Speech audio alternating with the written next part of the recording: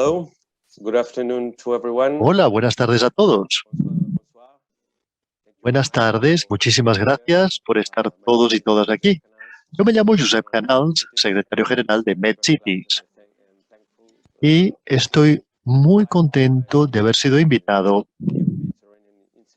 por el Instituto Euromediterráneo, IEMED, el Instituto Euromediterráneo. Muchas gracias por haberme invitado, por habernos invitado. Permítanme que les hable en mi lengua materna, el catalán. Buenos días y gracias por estar aquí. Este es el quinto diálogo de 6 diálogos de un ciclo de conferencias titulado El camino hacia un futuro más sostenible. Este es el diálogo número 5, las ciudades y el cambio climático. Estrategias de mitigación y adaptación en el Mediterráneo. Tenemos a Ana Julamudín, que presentaré posteriormente más adecuadamente. Gracias, Hanna, por estar aquí. Permítanme primero que comparta algunas reflexiones sobre por qué estamos aquí. Yo creo que esta es la clave del cambio climático, en mi opinión, porque en las ciudades se están produciendo cosas de manera muy rápida. El aumento de la urbanización, el tipo de utilización del suelo, cómo las ciudades están utilizando su suelo. Cuando las ciudades aumentan su tasa de urbanización, existe una planificación urbana, un urbanismo adecuado en nuestra región. O sea que los impactos son variados y muchas personas se sienten atraídas por las ciudades porque en el campo es difícil ganarse la vida. De manera que llegan a la ciudad en búsqueda de una mejor vida en la zona mediterránea. De manera que las ciudades están aumentando su tamaño vertiginosamente. El impacto de este aumento y las ciudades ya existentes implican grandes desafíos, la movilidad y la contaminación ambiental y la utilización del suelo sin una planificación previa. Muchas veces existe una amenaza de la biodiversidad y muchas ciudades han estado perdiendo este gran patrimonio que es la biodiversidad. Pues bien, todos estos retos son retos a los que se enfrentan las ciudades. Y las ciudades sufren, por otra parte, por la falta de competencias. Yo he sido alcalde personalmente y sé cómo sufrimos los alcaldes. Los alcaldes tienen el problema de tener que proporcionar a sus ciudadanos los servicios que necesitan, pero la falta de competencias, la falta de recursos, la falta de los recursos financieros y del poder, es decir, las competencias, que en muchos casos están en las manos de los estados o de los gobiernos regionales. Pues bien, esta es una dificultad añadida para las ciudades. Permítanme que presente brevemente por qué nos encontramos aquí en nombre de MedCities. ¿Por qué MedCities considera que esta es una reunión importante? Voy a compartir con ustedes mi pantalla. MedCities, nos gusta decir en MedCities, quizás con una falta de humildad, que somos la voz local en el mundo mediterráneo. Somos una red de 63 municipios de todos los países de la cuenca mediterránea, todas ellas con un emplazamiento mediterráneo más Portugal. ¿Qué hacemos? Trabajamos conjuntamente para compartir experiencias. Como asociación proporcionamos servicios a nuestras ciudades afiliadas, a nuestras autoridades locales. Somos una plataforma de proyectos innovadores y reforzamos el papel y las competencias y recursos de nuestros gobiernos locales mediterráneos a través de proyectos que aumentan su capacidad. Estamos lanzando una plataforma para compartir conocimiento con mediterráneos y otros socios. Por ejemplo, estamos llevando a cabo estos proyectos innovadores a través de esta plataforma. Además, como decía, somos una plataforma que comparte conocimiento. Estamos intentando compartir todas las buenas prácticas, además de los errores que cometemos, para no intentar reinventar la rueda cada vez, sino es interesante ver qué otros miembros están haciendo los otros miembros y así aprender los unos de los otros. Y también intentamos, a través de esta acumulación de conocimientos, intentamos proyectarlos para convertirlos en una voz política entre las autoridades locales mediterráneas en la región, promocionando y dando una voz a los para representarles en otras áreas, en otras ágoras. Hemos trabajado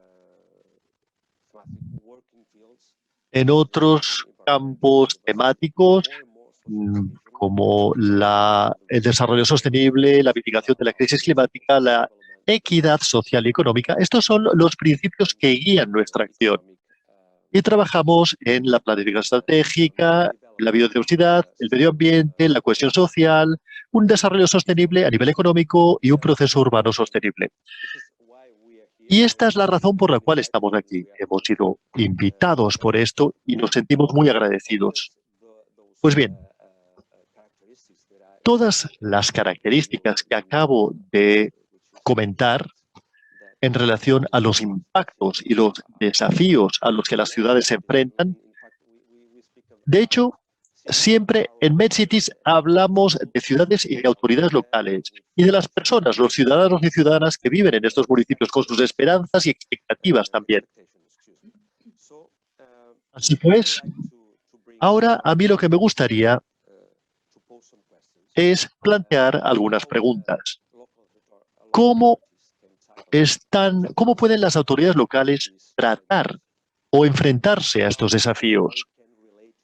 ¿Cómo pueden relacionarse con los estados? Porque al fin y al cabo los estados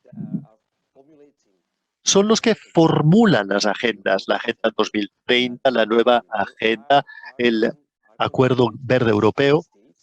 Son todo ello agendas definidas por los estados, pero muchas veces no cuentan con las ciudades. Las ciudades que, como ya he dicho y como todos y todas sabemos, son las que tienen que enfrentarse a la mayor parte de estos desafíos en la región. Es decir, ¿cómo podemos ayudar a las autoridades locales y a las ciudades a tratar estos temas, a aumentar sus capacidades? ¿Cuál es el papel que deben desempeñar las ciudades para resolver estos problemas? ¿Y cómo pueden las ciudades aumentar sus capacidades? Esto es algo que hacemos en MedCities. Pues bien, estas preguntas están sobre la mesa y nos estamos preguntando y estamos estudiando estas preguntas. Y quizás ahora sea el momento adecuado de presentar a Ana Alamuddin, que iluminará algunas de estas cuestiones. Y quizás ella pueda proporcionarnos algunas respuestas. Por supuesto, ella tiene sus propias reflexiones. Pero nosotros, como red que somos de ciudades, necesitamos de mucha reflexión, necesitamos también de mucho debate sobre cómo podemos mejorar como red y como una red que está trabajando también con otras redes. Por ejemplo, en la Alianza de Cooperación Mediterránea trabajamos con otras redes, somos una red de redes. ¿Y cómo podemos cooperar para intercambiar experiencias? Y cómo la señora Ana Alamuddin podría reflexionar sobre estos temas. La señora Ana Alamuddin es una profesional acreditada por la LEED en el diseño de barrios y ella se graduó en la Universidad de Greenwich en el Reino Unido y luego pasó a hacer su máster en ciencias en el diseño de sociedades, que es un abordaje muy distinto a lo que tiene que ser realizado para tratar estos desafíos. Ella inició su práctica profesional en el Líbano con los Muravilla, el Gabinete de Arquitectos para el Desarrollo Sostenible, y también ha trabajado en proyectos de paisajismo dentro del perímetro del urbanismo sostenible, lo cual celebro porque yo como biólogo que soy, y Ana especializada en planificación urbana, en urbanismo, Nosotros los biólogos a menudo somos testigos, digamos, de que los urbanistas en el pasado no protegían suficientemente el medio ambiente, pero ahora nos gusta la visión que tiene Hannah de cómo desarrollar las ciudades y los edificios con un abordaje ecosistémico.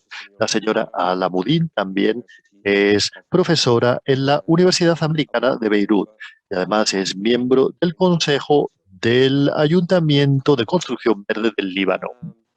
El Consejo de Construcción Verde del Líbano. Señora Alamudin, tiene usted la palabra para que nos haga una intervención de 30 minutos. Muchísimas gracias por esta invitación y por esta presentación. Yo quisiera aclarar un punto. En los años 80, cuando yo hice mi máster en el MIT, la sostenibilidad no era un concepto que se tratase. Somos conscientes de la localización y de la cultura local. Y como arquitecto, yo siempre he sido consciente de esto. Pues muy bien, ahora voy a compartir mis diapositivas. Muy bien. ¿Pueden todos ver mis diapositivas? Bien. Estupendo.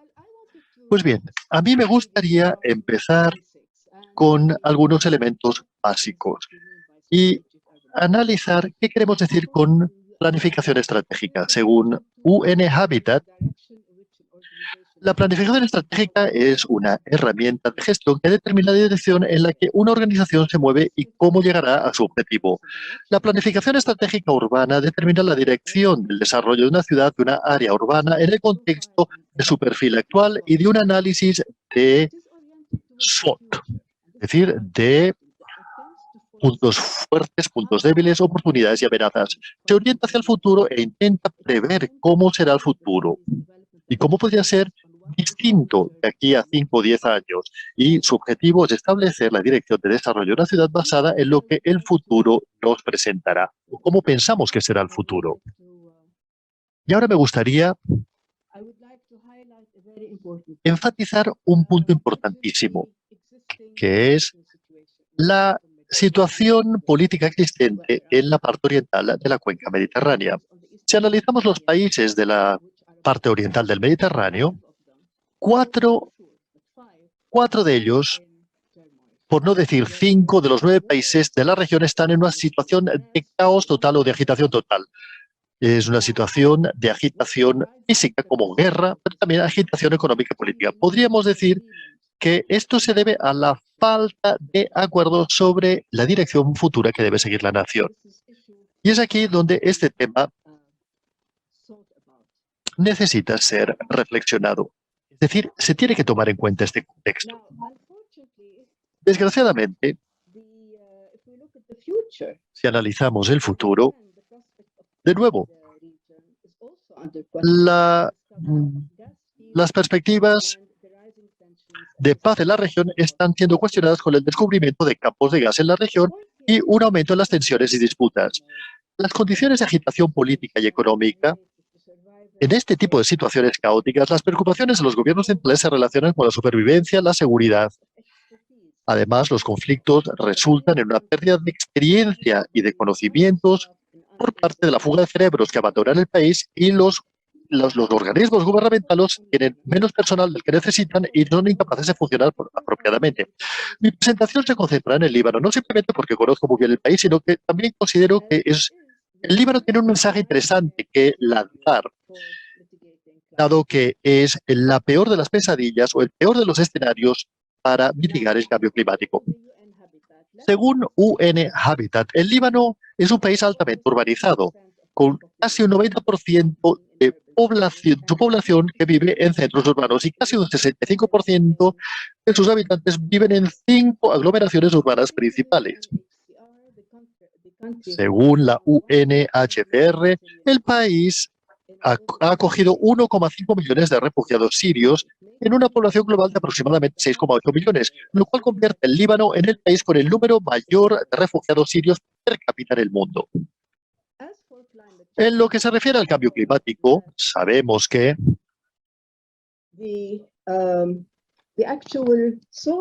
La fuente principal de emisiones de gases con efecto invernadero son la producción energética, el transporte, los residuos, los vertederos, la agricultura y la deforestación. Todos estos sectores exigen una visión a largo plazo clara, una hoja de ruta, herramientas y financiación administrativos. Si analizamos la estructura de planificación en el Líbano, encontramos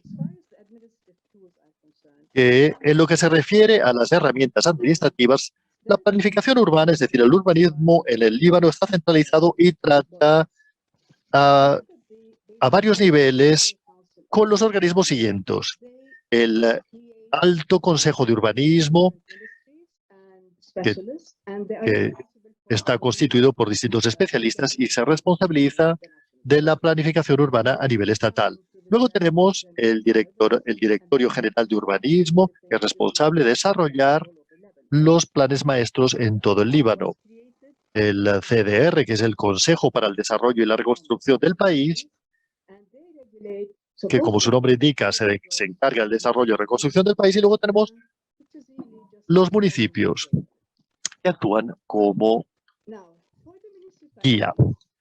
En cuanto a los municipios, en el Líbano tenemos 1.038 municipios y la mayoría de estos municipios tienen menos de 4.000 habitantes. Los municipios tienen la responsabilidad de la planificación, incluyendo el agua, la gestión del agua, la gestión urbana, el desarrollo económico y social y la protección medioambiental. Sin embargo, la mayor parte de los municipios no tienen la capacidad administrativa y fiscal para llevar a cabo los proyectos. Además, cuando pensamos en todas las temáticas que acabo de mencionar, varios de estos sectores tienen, digamos, abarcan áreas mucho más amplias de las que van mucho más allá de las fronteras municipales. Por lo tanto, desde el restablecimiento de las elecciones municipales en 1998, se ha producido un aumento en la formulación de las uniones municipales. De 13 en 1990 ha aumentado a 53 en 2016. Y este ha sido un cambio muy importante porque ha permitido una planificación más eficiente, dado que se relaciona con las comunidades locales y además ha introducido nuevas herramientas y capacidades como los observatorios para la planificación estratégica y el acceso a donantes. Sin embargo, la unión de municipios todavía carece de independencia del gobierno central, de los ministerios del gobierno central y su acceso a fondos del gobierno, aunque existen algunos movimientos en la dirección correcta, estos movimientos tienen que ser desarrollados aún más, como podemos observar aquí. Tenemos aquí este tipo de falta de financiación. La segunda capa de análisis que me gustaría compartir con ustedes es el sector energético. Hemos visto que la planificación está yendo en la buena dirección, pero le falta financiación. Ahora me gustaría hablar del sector de la energía. Y este es un sector que también está centralizado. En 2009, en la conferencia de partidos, la COP,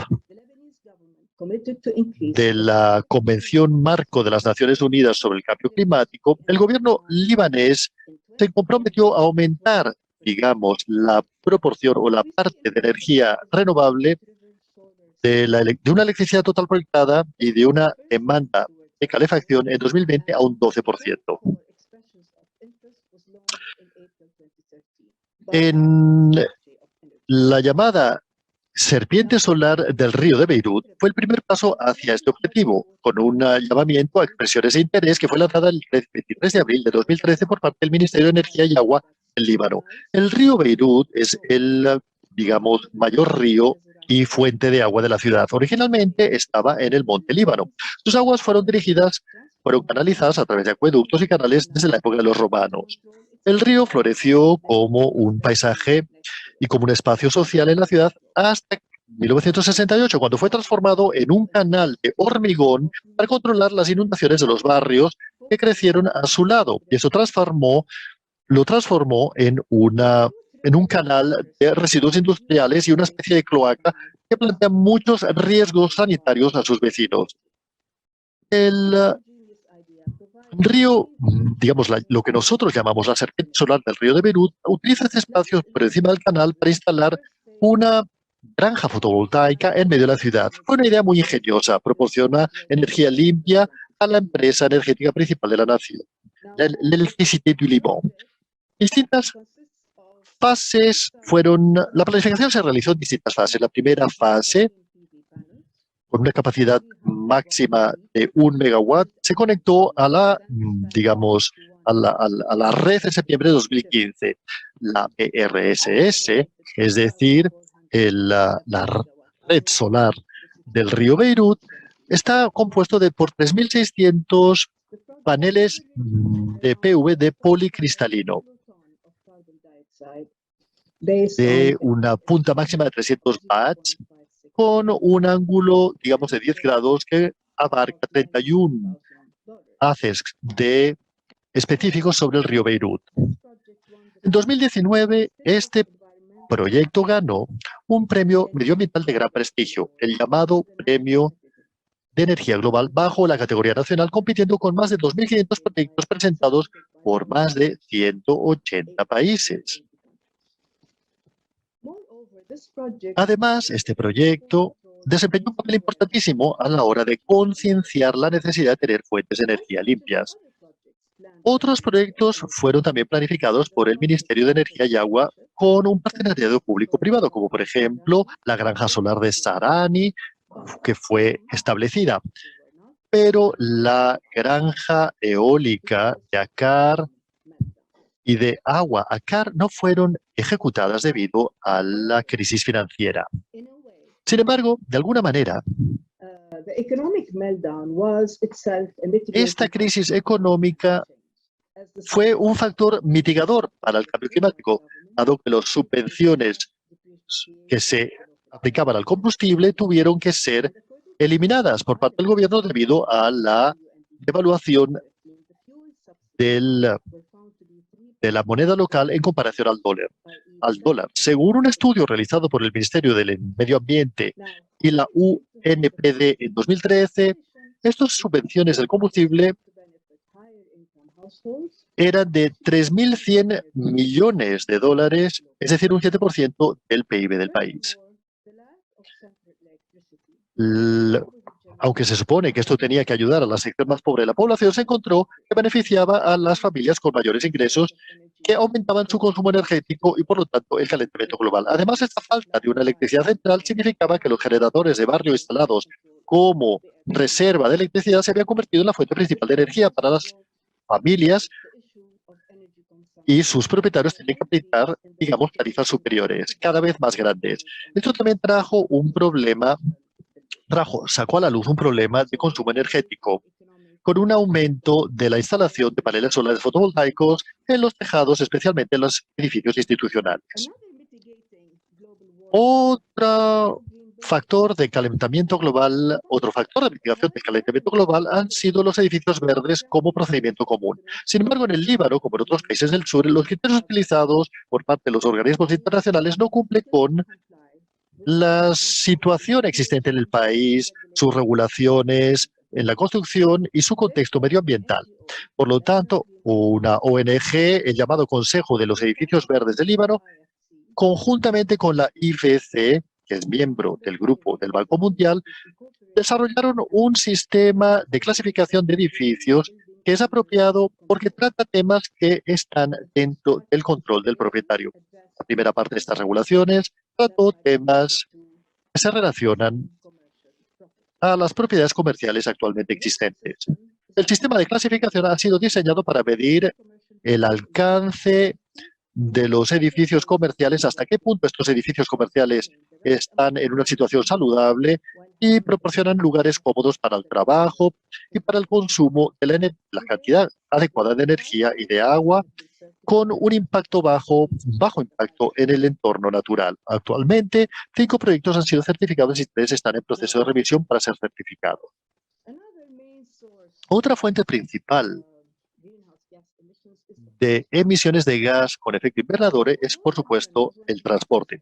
Aunque el Líbano fue el primer país de la región a tener un ferrocarril construido en 1895 con una red de 40 estaciones que conectan 200 kilómetros, el sistema se vio muy dañado durante la Guerra Civil y no ha sido reinstalado desde entonces. Entre tanto, el tiempo promedio que un libanés, un ciudadano libanés o una ciudadana libanesa gasta para ir por la ciudad es de 3 horas al día. Esto significa que el 16% del tiempo productivo de una persona se dedica a viajar a un coste de 2.000 millones de dólares anuales. La causa principal de esta pérdida se relaciona con la falta de un sistema de transporte público organizado, la mala condición de las carreteras y el aumento del número de coches privados. Con una tasa anual promedio del 13% entre 2007 y 2016. Mientras que con los años muchas propuestas y estudios han sido realizados analizando un sistema de metro que es problemático, debido a que Beirut es una ciudad muy rica a nivel arqueológico, el restablecimiento del sistema de trenes, tranvías, sistema de autobús, incluyendo un plan maestro por parte del Ministerio de Obras Públicas y de Transporte. Sin embargo, el plan fue considerado no viable a nivel económico a corto plazo, debido a varios obstáculos a los que se enfrentaba el gobierno, como por ejemplo la tensión política, la agitación social y la crisis de los refugiados. Se calcula que el 70% de los coches de la ciudad vienen de fuera de la ciudad. Por lo tanto, el plan más factible era una conexión de transporte rápido por autobús que se presentó en 2018 y aceptado con la financiación del Banco Mundial de 295 millones de dólares. Sin embargo, aquí de nuevo, el gobierno libanés ha pedido que el dinero fuese reasignado para financiar las tarjetas de subvención en efectivo que acompañan la eliminación de las subvenciones. Y parece que el Banco Mundial está predispuesto a considerar la redirección de este préstamo hacia un programa para luchar contra la pobreza. Otro proyecto, bueno, esta información se puede encontrar en la web de engineeringforchange.org. Ahora me gustaría hablarles de un proyecto muy valioso e interesante desde mi punto de vista a nivel municipal, que fue fundado por la Île-de-France. Se titula el proyecto Liaison Douce. La idea que subyace este proyecto es proporcionar a los ciudadanos que viven en Beirut un corredor verde como espacio público, un espacio para peatones con carriles para bicicleta que conectan los dos sitios icónicos de la ciudad de Bois-de-Pin, es decir, el bosque de pinos de Beirut, y el centro de la ciudad al lado de la carretera Damasco. El estudio fue diseñado por Planner Habib Debs. El resultado habría sido no solamente de una elevada calidad en términos del parque urbano lineal que crearía, sino también proporcionaría una manera alternativa de transporte, la bicicleta y el caminar.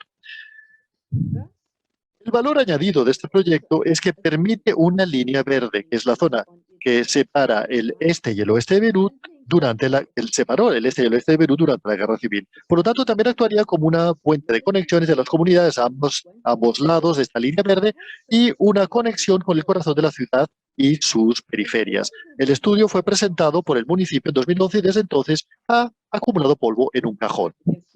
Cuando el presidente de la Île-de-France, la señora Valérie Pécresse, visitó Beirut, repito su nombre, la señora Valérie Pécresse, cuando visitó Beirut y preguntó sobre este estudio y por qué no había sido ejecutado por parte del municipio, tal y como se había acordado originalmente, se le informó que el estudio requiere de la aprobación de varios ministerios y que está atascado en el sistema burocrático del país. En lo que se refiere a Habib Debs, los proyectos públicos en el Líbano no son para el bien público, sino para que las autoridades ganen dinero. Y esa ha sido una cita.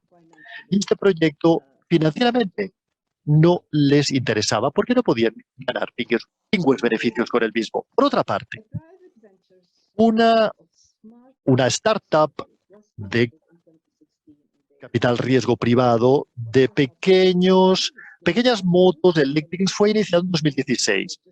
Se titulaba Loop y se estableció por parte de un grupo de profesionales altamente cualificados en telemática y gestión de flotas, logística y desarrollo de mercados para ofrecer este servicio por primera vez en el Oriente Medio, empezando en el Líbano. Este servicio basado en una aplicación opera a nivel de flota, una flota de pequeñas motos eléctricas con distintas estaciones de recarga, haciendo que los traslados dentro de la ciudad, en una ciudad tan congestionada como la nuestra, sea más eficiente y limpia.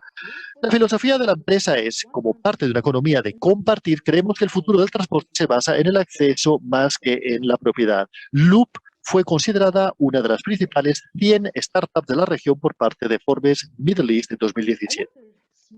Otro proyecto a pequeña escala que también me parece muy interesante es el proyecto Charani Stairs. El proyecto fue financiado por UN Habitat y Solidaridades Internacionales y diseñado por Emergent Vernacular Architecture, el estudio EVA. La rehabilitación de las escaleras Charani es un proyecto de espacio público localizado en Kope, un barrio de bajos ingresos de Trípoli, en el Líbano. El proyecto trataba de la rehabilitación de las escaleras, dado que son muy vulnerables a las inundaciones. Y otro tema también es el acceso principal al barrio del centro histórico de Trípoli y también a sus souks, sus mercados. El proyecto también trata sobre la integración social, dado que el 15% de la comunidad son refugiados sirios y la recuperación después del conflicto, dado que las escaleras están localizadas cerca de un área en la que existen conflictos entre ambos barrios por distintos perfiles sectarios, los Jabal Mohen y los Tabanem. Algunos grupos de enfoque fueron establecidos para implicar a las comunidades y para escuchar sus preocupaciones y necesidades. Y el material utilizado para las escaleras había sido fabricado a nivel local y además con algunas tejas acústicas. Y el mural fue diseñado en colaboración con un artista local, Alfred Adler, y representa a una chica local que murió a la edad de 11 años después de haberlo coordinado completamente con su familia. Ahora bien, tanto el trabajo de las tejas y el mural fueron apreciados por la comunidad y el espacio actualmente está siendo utilizado como espacio para reuniones matutinas y para hacer, digamos, distintos itinerarios por la ciudad. La inclusión del árbol del limonero se refiere a la industria del cítrico histórica en la ciudad, que se ven, bueno, estos limoneros se ven muy pequeñitos en esta diapositiva. Bien, una buena herramienta para mitigar el cambio climático es el espacio verde, como todos y todas sabemos. Pues bien, Beirut tiene 0,8 metros cuadrados de espacio verde por habitante, en comparación a los 9 metros cuadrados por cápita recomendados por la Organización Mundial de la Salud.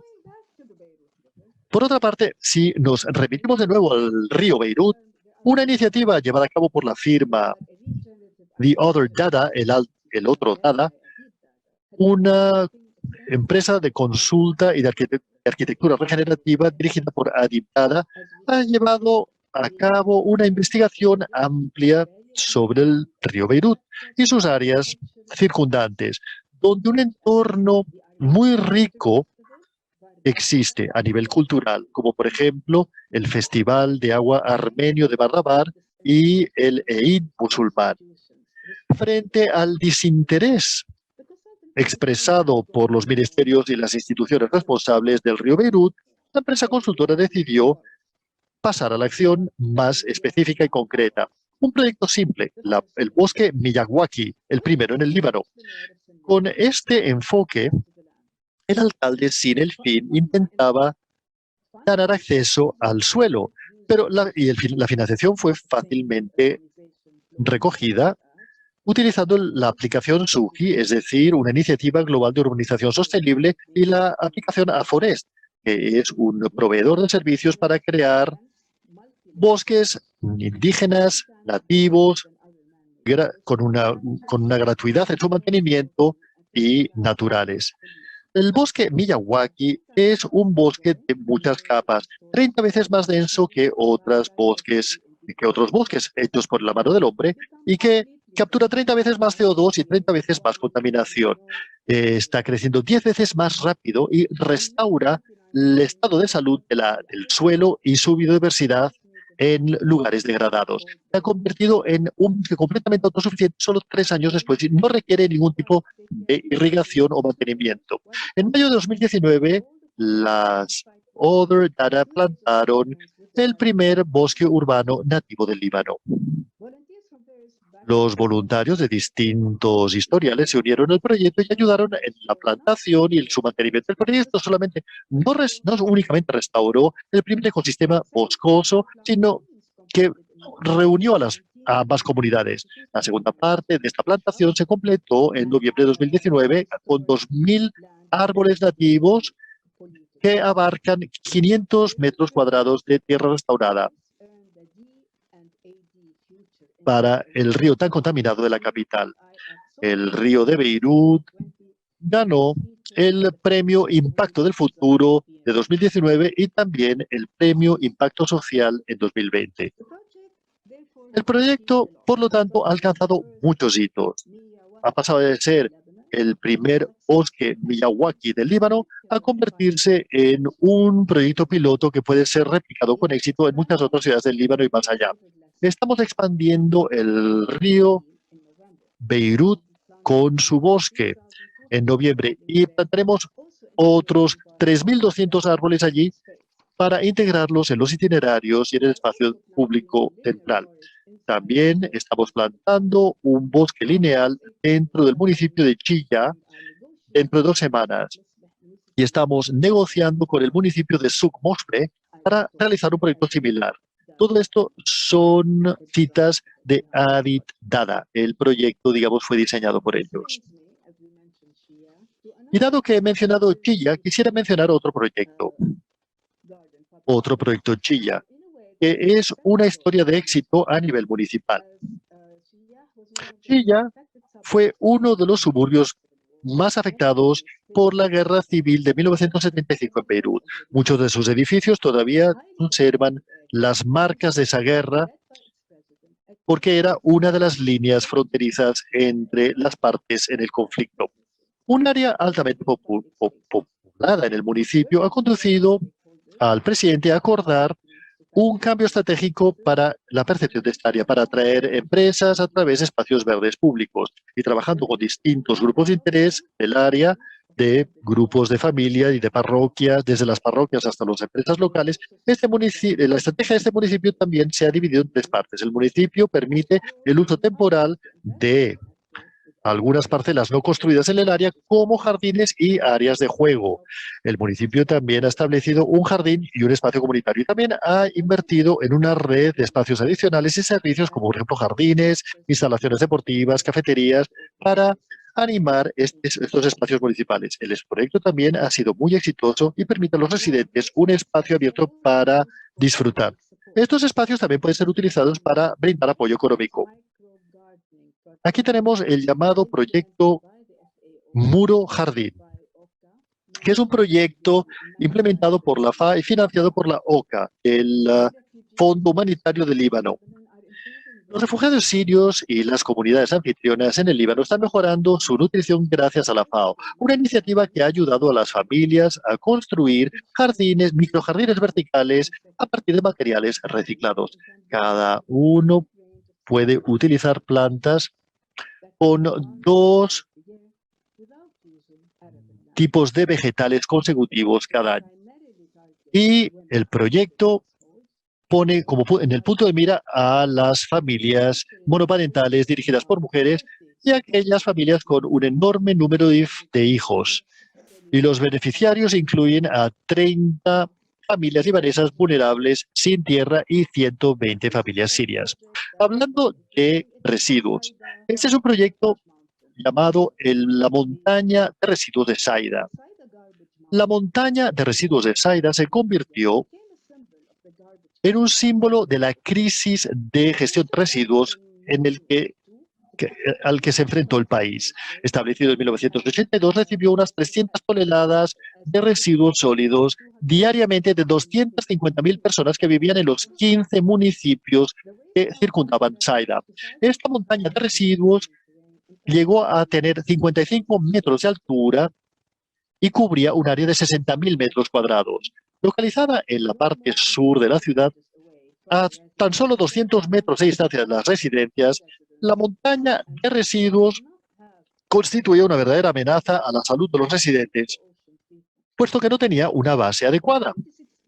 Y los residuos a menudo se filtraban en el océano. En abril de 2016, el Programa de Desarrollo de las Naciones Unidas, la UNDP, y el Ministerio del Medio Ambiente y el municipio de Saida inauguraron el proyecto Jardín para reemplazar esta montaña de residuos. El proyecto fue financiado por el gobierno libanés e implementado a través del Ministerio del Medio Ambiente y la UNPD.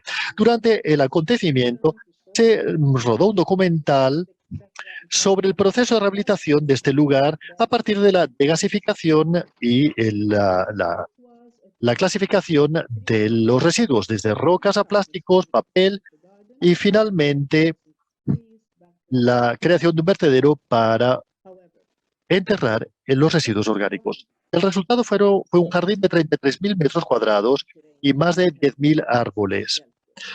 Este es un vertedero en el Mediterráneo que ha tenido éxito. El gobierno todavía le falta un plan maestro para tratar la gestión de los residuos. El residente promedio produce hasta 1,2 kilogramos de residuos sólidos cada día, con más de 3/4 partes de los mismos destinados a vertederos abiertos. Por lo menos 2 vertederos están siendo utilizados todavía en el Mediterráneo.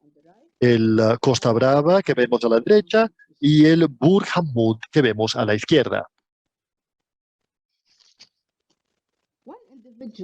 Un individuo probablemente ha hecho más para el reciclado de residuos que cualquier otra entidad en el Líbano. Él es conocido como el rey de los residuos de Beirut. Es el ingeniero Ziad Abi Chaker, que lanzó el proyecto medioambiental Cedro para clasificar y hacer un compostaje en 1999, después de volver de Estados Unidos. Pronto se tuvo que enfrentar a la corrupción a la hora de tratar con los municipios principales y otros organismos gubernamentales.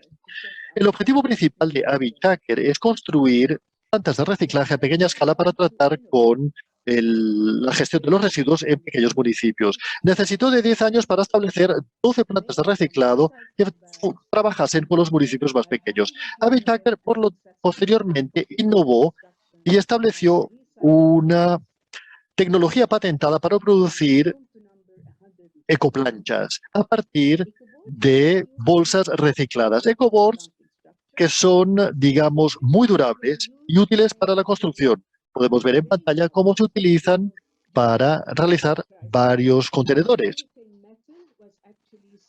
Son útiles para pequeñas construcciones como, por ejemplo, estos depósitos de reciclado que encontramos en Beirut, que pronto serán 150. Pues bien, este experimento de las ecoplanchas se han hecho estas 12 a partir de 10.600 bolsas de plástico que fueron plantadas en 41 días y produjeron 2.050 lechugas. Eso forma parte del proyecto para promocionar los huertos urbanos en las cubiertas de los edificios para ayudar a atraer de nuevo las aves al corazón de la ciudad. La siguiente innovación fue conectar el reciclado del vidrio con la vieja artesanía tradicional libanesa del cristal, de producción de cristal. Esta iniciativa de reciclado de vidrio verde se inició en 2013, después de que la fábrica de vidrio reciclado fuese bombardeada en 2006. Aquí ha colaborado con los 6 artesanos que hacen vidrio en el país para producir unos productos de vidrio multicolor preciosos. Y finalmente, a guisa de conclusión, está claro que la situación tan precaria en la que se encuentra el Líbano ha hecho que el gobierno central y los ministerios sean incapaces de satisfacer las muchas recomendaciones e informes hechos por parte de las agencias donantes para la mitigación del cambio climático. Un pequeño aspecto positivo de esta situación económica trágica a la que se enfrenta el país ha sido la eliminación de subvenciones, y esto ha constituido una cosa que ha permitido a los ciudadanos abrir los ojos. Hemos visto cómo los ciudadanos del país han llevado a cabo iniciativas muy valiosas e importantes para ayudar a reducir el daño medioambiental y los efectos del cambio climático. Aunque sean valiosos, sin embargo, estas iniciativas para la mitigación del cambio global, del cambio climático y del calentamiento global necesitan de una estructura con planificación, coordinación y seguimiento. El cambio climático es una cuestión global y los gobiernos necesitan rendir cuentas. Por ejemplo, rendir cuentas sobre los vertederos que se encuentran en el mar, en la costa marítima mediterránea. Y se necesita de una mayor coordinación entre las agencias internacionales y los donantes con un mecanismo claro de seguimiento y retribución. Al final, a través del pueblo del Líbano y el gobierno, sabe lo que necesita hacerse. Muchas gracias. Muchas gracias. Señora Almudin, ha sido unos ejemplos muy inspiradores los que nos ha explicado sobre el trabajo que se ha realizado en el Líbano. Y esto me permite reflexionar sobre un tema. Pero antes, primero quisiera reconocer no solamente al Instituto Europeo del Mediterráneo, sino también al Club de Roma y a la Fundación La Caixa por haber organizado este encuentro. Y como ya he dicho, me gustaría recalcar algunas de las ideas principales que ha planteado usted en su intervención y plantear también algunas reflexiones por mi parte.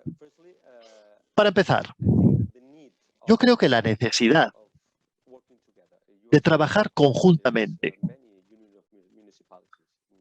y existen muchos municipios en el Líbano, esto se necesita sobre todo para los municipios más pequeños, la cooperación y, si es posible, una cooperación institucionalizada, como la que tenemos aquí, por ejemplo, donde me encuentro en estos momentos. MedCities es, digamos, forma parte del área metropolitana de Barcelona, que es la unión de 136 municipios, y que tratan temas como el ciclo del agua, la energía, la movilidad. El metro de Barcelona, de hecho, es gestionado por la autoridad metropolitana y no por el ayuntamiento, por ejemplo. Por lo tanto, es algo que se necesita urgentemente para tratar el cambio climático. El hecho de trabajar conjuntamente a una mayor escala. Esto favorece a los pequeños municipios, porque los pequeños municipios no tienen recursos, tienen menos recursos. Y en muchos casos, los municipios más pequeños, la única persona que está dedicada a esta cuestión es el alcalde, o un ingeniero, o un arquitecto. Y por lo tanto no tienen expertos ni especialistas en gestión de residuos o en la gestión de los espacios públicos. Por lo tanto, esto es muy importante. Otra cosa que me gustaría remarcar de sus palabras es la necesidad de estabilidad política, por supuesto, para construir grandes infraestructuras, por ejemplo, la recuperación del río. Ahmed, como usted ha expresado, es triste ver cómo el dinero que proporcionan los donantes internacionales simplemente no va al objetivo que se espera o no contribuye al objetivo final que se quiere alcanzar. Por lo tanto, es muy importante tener estabilidad política y una planificación estratégica, una planificación urbana estratégica. Y se han hecho algunos estudios de urbanismo a nivel euromediterráneo para algunas ciudades estratégicas. Y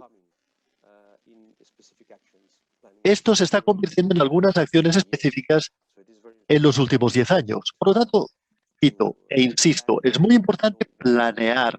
Es importante saber qué estamos dispuestos a hacer para superar los mandatos, para ir más allá de las orientaciones políticas en algunos aspectos. Por supuesto, tienen que existir distintas organizaciones políticas, pero existen algunos temas principales que tienen que alcanzar un consenso general. Este es uno de los aspectos principales que he, de alguna manera, concluido de sus palabras. Necesitamos de grandes consensos para la planificación y para la recuperación de ríos, por ejemplo, para la planificación de la ampliación de las energías renovables. Esto precisa de grandes consensos, porque son grandes proyectos que tienen que ir más allá de un único mandato.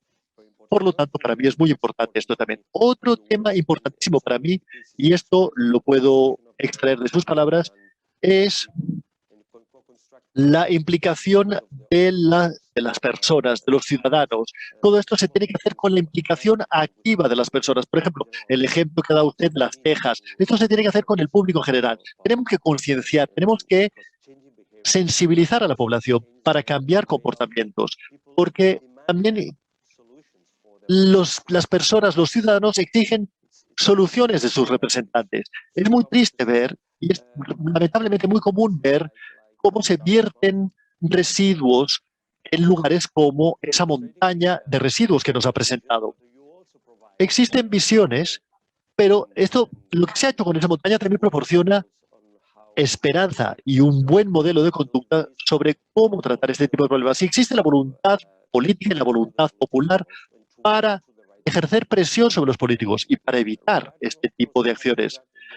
Por supuesto, tenemos que conservar nuestra propia orientación política, pero hay que pedirles y exigirles que resuelvan los problemas que están aquí, independientemente de la orientación política que defiendan. Eso es muy importante también. Y también me gustaría recalcar, y esta es una reflexión sobre la importancia, desde mi punto de vista, de espacios públicos verdes. Esta es una buena manera de democratizar. Yo lo llamo espacios públicos democratizadores. Un ejemplo de la situación actual que se vive, por ejemplo, en el proyecto de la liaison, lo que está intentando alcanzar es importantísimo y tiene un efecto muy positivo en muchos lugares del mundo. Convertir espacios grises en espacios verdes. Esto tiene un efecto democratizador enorme. Es otro tema que me gustaría recalcar. Las distintas escalas y también la capacidad de la restauración, como ha demostrado usted en el caso de la montaña de residuos. Es muy importante mostrar que hay esperanza, que se puede darle la vuelta a una situación. Existen buenos ejemplos, existen malos ejemplos, pero también buenos ejemplos de darle la vuelta a una situación y de que algunas situaciones pueden ser de alguna manera recuperadas, como los ríos que pueden ser recuperados. Y finalmente, en relación a su reacción o la reacción de las personas, hay que plantear, ahora me gustaría plantear preguntas. Ahora le toca al público formular preguntas, pero antes, para romper el hielo, me gustaría a mí plantear una pregunta. Vemos en el caso del río Beirut, señora Alamudin, un ejemplo de un río contaminado, de un río dañado, de un río que fue canalizado y que de alguna manera fue convertido en una cloaca para evitar las inundaciones. Pero hemos visto cómo se ha recuperado el río, con todos los meandros del río, con espacios verdes a su alrededor, y digamos espacios que no necesitan ser urbanizados. Y tenemos un ejemplo en el río Beirut, que es una fuente de inspiración. Y la parte, digamos, que ha sido soterrada del río, de alguna manera la parte superior ha sido ocupada o ha sido aprovechada con paneles solares. A mí esto me plantea la cuestión de mitigación o recuperación. Y esto lo podríamos hacer a través de la selección de residuos o evitar la producción de residuos. Es un dilema que también encontramos en el área energética. Queremos que, de alguna manera, promocionar la producción de energías renovables o queremos que reducir el consumo eléctrico o el consumo energético. O sea que no estamos cambiando la pauta o el modelo en el fondo. Bueno, este es un tema en el que usted quizás podría iluminarnos. Y por supuesto, estamos dispuestos a ver si por parte del público hay alguna pregunta. Nos gustaría muchísimo que el público participase activamente. Quisiéramos que formulasen muchas preguntas. Para empezar, señora Alamudin, ¿podría usted reaccionar a mi pregunta? Sí. Yo creo que la diferencia que existe entre adaptarse o mitigar es cuánto poder tienes sobre la situación a tratar. Porque si tú tienes las riendas del control, estás mitigando. Pero si no tienes las riendas del control, necesitas adaptarte y necesitas hacer lo mejor que puedas con lo que tienes. Y esta es la historia de nuestras vidas en nuestro país. El tema de la canalización del río Beirut, que se produjo en los años 60, por alguna razón, se considera que era algo bastante común. Se produjo también de nuevo en Trípoli. Y dada la terrible situación en la que se convirtió el río, se convirtió auténticamente en una cloaca, decidieron hacer algo que es más útil, es decir, la instalación de paneles solares. Pero finalmente, Adib Dada, que fue estudiante mío, por cierto, hoy le he hablado sobre este proyecto y le he preguntado, ¿por qué lo hiciste esto? Y me dijo, porque yo estaba muy molesto sobre la cobertura del río con paneles solares. Y dije, tenemos que recuperar el río con su agua y su ecología. Y esto inició una acción. Por otra parte, yo creo que es un proyecto muy bueno. ¿Qué podemos hacer? La expansión urbana ha llegado hasta el río y es demasiado tarde. Pero bueno, es una buena solución de compromiso entre ambas posibilidades. Sí, es muy interesante lo que dice usted. Si uno tiene poder, puede hacer cosas, puede mitigar. Pero por otra parte, es muy interesante, por supuesto. Sí, continúe, díganos. Quisiera añadir una cosa. Si analizamos, a ver, el tema es un tema global. Cuando yo estaba haciendo mi investigación, he visto tantos estudios y tantos informes hechos por las agencias donantes, etc. Pero al final no hay ningún tipo de seguimiento. Se hacen estudios y los gobiernos no son cuestionados sobre lo que ha ocurrido. Es decir, porque si el proyecto ha sido ejecutado o no, etc. Por lo tanto, existe el tema de la rendición de cuentas y de la responsabilidad. Yo creo que esto tiene que ser aplicable a ambas partes, no solamente al receptor, sino también al donante, y asegurarse de que estén tratando con las personas correctas y que estén tratando con todas las personas en toda la escala, no solamente el gobierno, sino también con los municipios y también con las ONGs. Porque si simplemente tratas a nivel gubernamental, la cosa se detiene allí. Pero si filtras toda la escala comunitaria, siempre habrá alguien que te contará lo que necesita ser realizado. ¡Qué interesante! Y esto me conduce a volver a explicar lo que están haciendo las MedCities. La MedCities constituye este enlace entre los donantes y los receptores finales. Nosotros sabemos exactamente, bueno, a veces, lo que necesitan nuestros afiliados.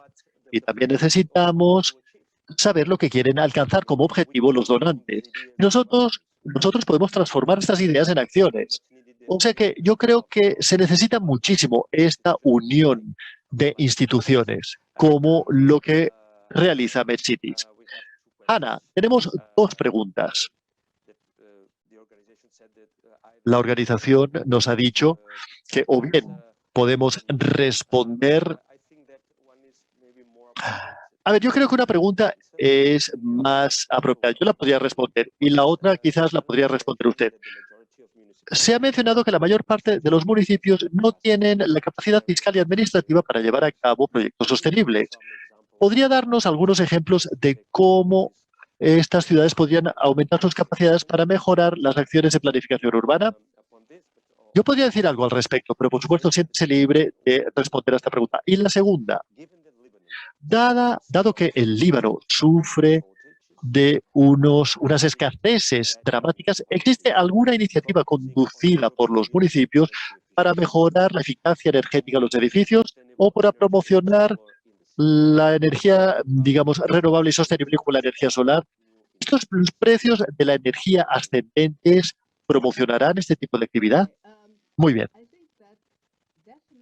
Yo creo que claramente la crisis energética ha despertado a todo el mundo y ha hecho que la gente sea consciente. La demanda de paneles solares ha aumentado enormemente y ahora la gente se ha dado cuenta de que no solamente es caro, sino que además es poco fiable depender únicamente en la empresa local de electricidad. Aquí se necesitan de varios temas. Las ODLs, Electricité du Liban, tiene el monopolio de proporcionar electricidad. En cualquiera de los casos, esto también implica la necesidad de un cambio a nivel gubernamental y un cambio legislativo para permitir que distintos municipios puedan funcionar con su propia empresa eléctrica. Pero a nivel privado, claramente, existe una enorme demanda para que haya paneles solares. Y en estos momentos nos encontramos a nivel local y todavía estamos en modalidad de supervivencia. Todavía vivimos el día a día para sobrevivir. Sin embargo, existe un cambio radical en cómo la gente percibe sus propias vidas, incluso la manera en que están utilizando el dinero y comprando cosas. Las industrias locales se han hecho mucho más fuertes porque las importaciones se han hecho más caras. Por lo tanto, existen muchos productos locales que están aumentando su presencia en el mercado. Así pues, mucho se está haciendo. Y la gente se está dando cuenta de que no necesitan el viejo sistema. De hecho, pueden romper y apartarse y distanciarse del viejo sistema. Ahora bien, tenemos que mantener en mente que existe toda una estructura política en nuestro país que está en control de estas fuentes y de la situación política a la que nos enfrentamos. Y esto debería desmantelarse antes de poder tirar hacia adelante. Esperamos que serán lo suficientemente inteligentes como para darse cuenta de que ellos también necesitan cambiar. Porque, bueno, están llegando al final de su lógica. Desgraciadamente, quisiera decir una cosa. Simplemente porque se ha dejado de disparar, esto no significa que la guerra haya acabado, ¿eh? Y esto es algo que tenemos que mantener en mente en el caso del Líbano y en países como Siria, Libia, etcétera. Porque realmente la guerra puede tener cosas muy distintas. Eso es una gran verdad.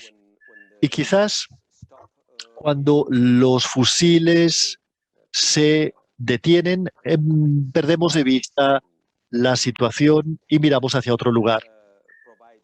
Ahora quisiera proporcionar algunas ideas en lo que se refiere a la primera pregunta. ¿Cómo podrían las ciudades mejorar sus capacidades para implementar la energía renovable? Cuando tienes una carencia de competencias o necesitas de una mayor capacitación, es por eso que redes como MedCities tienen su razón de ser, la razón misma de su existencia. Por ejemplo, nosotros, como MedCities, promocionamos la cooperación entre ciudades, la transferencia de conocimientos de ciudad a ciudad. Tenemos centros de transferencia de conocimientos en el Líbano y en Túnez. El año pasado llevamos a cabo nuestras primeras sesiones de capacitación para las ciudades euromediterráneas, independientemente de los proyectos que hayamos llevado a cabo con donantes internacionales. Gracias al área metropolitana de Barcelona y el Gobierno de Cataluña, tenemos también algunos recursos para realizar una capacitación generalizada de nuestras ciudades para los representantes elegidos y para el personal técnico. De manera que llevamos a cabo 4 ciclos de sesiones en lo que se refiere a la gestión de residuos,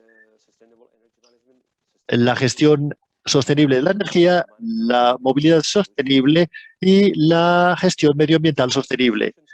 Y llevamos a cabo estas sesiones de capacitación y también algunas sesiones de mentoría con nuestros afiliados. Por lo tanto, es posible. Para mí, es una manera de transferir capital, dinero y también capital cerebral de una ciudad a otra. las lecciones aprendidas y los errores, las lecciones que se han aprendido a partir de los errores cometidos por una ciudad necesitan formar parte del desarrollo de capacidad de otras ciudades. Por lo tanto, existe mucho margen y mucho espacio para mejorar.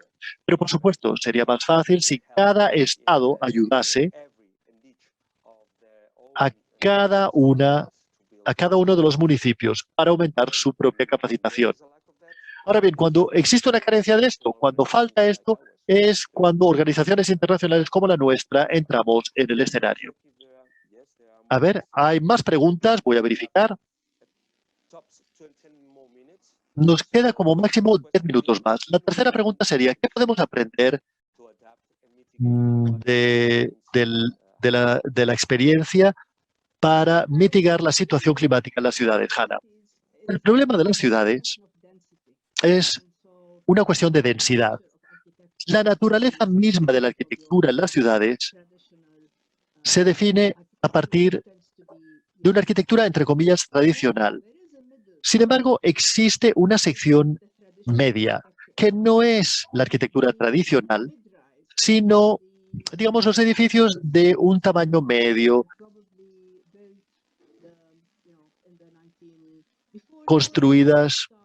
edificios construidos antes de la introducción del hormigón y del acero. Hablamos de edificios de entre 5 y 7 plantas que crean un clima muy interesante, una situación climática muy interesante, en la que puedes controlar el microclima y también puedes controlar los servicios y también la interacción de las personas con el edificio. Es decir, que yo no estoy absolutamente a favor de la arquitectura tradicional, sino yo estoy a favor de una arquitectura en nuestras ciudades que implica una altura de entre 5 y 7 plantas y que tiene la densidad necesaria para hacer que el desarrollo sea factible. Y por otra parte, no son rascacielos que son medioambientalmente muy poco apropiados porque exigen de muchísima energía. Y también que de alguna manera distancian a las personas de su raíz, del suelo. Gracias. Tenemos una cuarta pregunta. Y quizás yo podría proporcionar algunas ideas al respecto. ¿Ven ustedes algunas historias inspiradoras, algunos ejemplos inspiradores del Mediterráneo en lo que se refiere a las ciudades que luchan contra el cambio climático? ¿Podrían mencionar algún caso de éxito de alguna ciudad de la orilla norte del Mediterráneo y un ejemplo de alguna ciudad de la orilla sur del Mediterráneo, aparte del Líbano?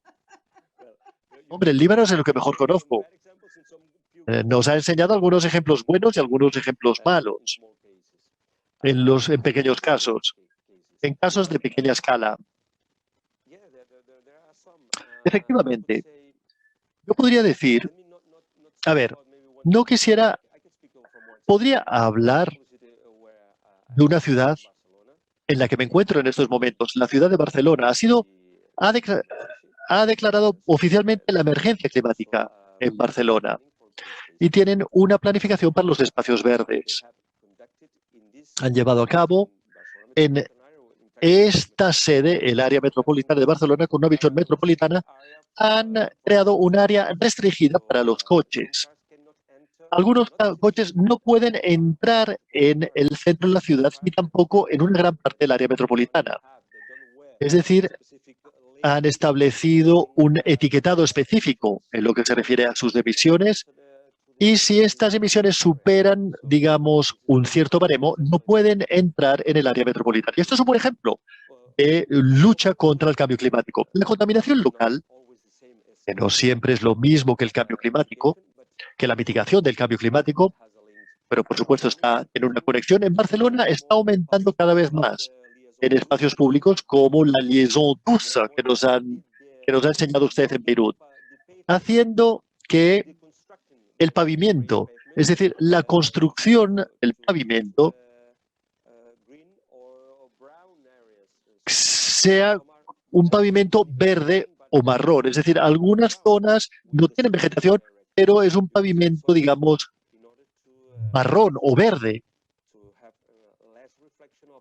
para tener una menor reflexión del de la luz solar en el pavimento para evitar el ascenso de las temperaturas y para que sean zonas más habitables. En el sur quisiera mencionar que actualmente todavía no se trata de una historia de éxito por ahora, pero lo será. Es Túnez, la capital de Túnez. Nosotros somos los dirigentes, junto con el área metropolitana de Barcelona y el ayuntamiento municipio de Túnez, estamos llevando a cabo un plan estratégico a 4 años vista para la ciudad capital de Túnez, para que satisfaga los objetivos de desarrollo sostenible. Esto está siendo financiado por la Unión Europea precisamente para localizar los objetivos del desarrollo sostenible de la Agenda 2030, con una visión holística de mitigar los efectos del cambio climático a través de la reducción de las causas de dicho cambio climático. Por lo tanto, les invito a que sigan este proyecto. Asimatunis se llama. Le puedo proporcionar a todos ustedes, a Hannah y al público en general, información sobre este proyecto, porque UN Habitat nos está haciendo un seguimiento y muchas otras instituciones también lo están haciendo. Y estamos en una fase final. En la tercera fase, veremos cómo capitalizar esta experiencia en otras ciudades de Túnez y en toda la región mediterránea. De manera que podremos aprender de nuestros propios errores y éxitos en el proceso. Y no veo que haya ninguna otra pregunta en el chat. Sí, hay una pregunta que será la última. Hannah, ¿cuál será el papel que desempeñarán las ciudades en el COP26? ¿La voz de las ciudades será escuchada durante este acontecimiento tan importante? ¿Ha entendido usted la pregunta o no? La voy a repetir. ¿Cuál será el papel que desempeñarán las ciudades durante la conferencia COP26 en Glasgow? Es decir, la cumbre climática que se celebrará en el Reino Unido, como la que se realizó en París en 2015 y que se celebrará este año en Glasgow, de hecho, el próximo mes. La voz o las voces de las ciudades serán escuchadas durante este gran acontecimiento. Yo tengo mi propia opinión. Quizás usted pueda expresar su opinión. A ver, yo creo que es más apropiado que usted responda a esta pregunta, Josep, porque tiene más conocimientos que yo. Gracias. A ver, yo me he sentido igual de lo que me sentí en 2015. En 2015, en París, sentí que las ciudades tenían que estar fuera de la conferencia oficial. Pues bien, yo creo que deben estar unidas a través de sus organizaciones, las organizaciones de ciudades. Cada estado tiene sus propias organizaciones de municipios que tienen que brindar una voz al estado para que el estado represente su voz en el COP26. Si no, habrá otras voces alrededor del COP26 a través de las cuales los municipios se pueden expresar. Yo creo que esto necesita hacerse. Nosotros, las ciudades, tenemos que proporcionar esta voz a los estados. Tenemos varios medios para conseguir esto. Pues bien, tenemos que acabar esta reunión, este encuentro. Muchísimas gracias, señora Hannah Alamudin. Muchísimas gracias por su intervención. Me ha parecido una sesión muy enriquecedora y un diálogo muy interesante. Gracias al Club de Roma, a la Fundación La Caixa y al IEMED. Gracias al público y gracias a todos y todas. Y tendremos un sexto diálogo la semana que viene. O sea que, por favor, sean todos conscientes de este sexto diálogo en este ciclo de conferencias organizado por el IEMED, el Club de Roma y la Fundación La Caixa. Gracias a todos y que pasen una buena tarde. Gracias. Muchas gracias por haberme invitado. Gracias.